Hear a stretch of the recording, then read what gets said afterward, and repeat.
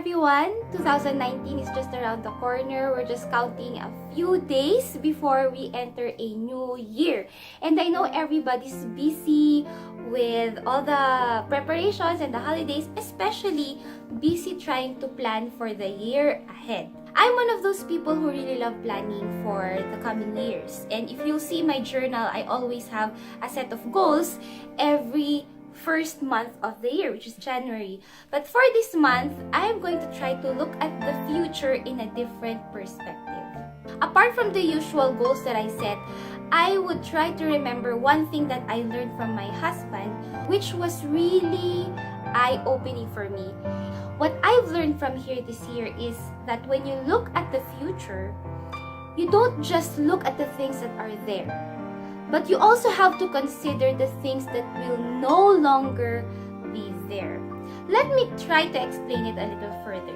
So many of us try to do a lot of preparation for what we think is in our future, what's gonna come, right? If we have kids, we know they'll have to go to college soon, so maybe we'll work on that. Or maybe in the future, we plan to build a certain house, and so that's what we're trying to save for, etc., etc. But we have to remember this. There are things that we have right now that will no longer be there in the future. One great example will be people. Of course, our friends, family, maybe grandparents or parents, or even close friends will not be there for us all the time. And now that we still have them, if you still have your loved ones, then you have to make sure that you make the most of the time that you have with them, make them happy, enjoy their company, because in the future, you'll never know. If you notice, many people look at their lives in two directions. They look at the past and they look at the future. When they look at the past, they wish they have done so many things. When they look at the future, they get scared or overly excited.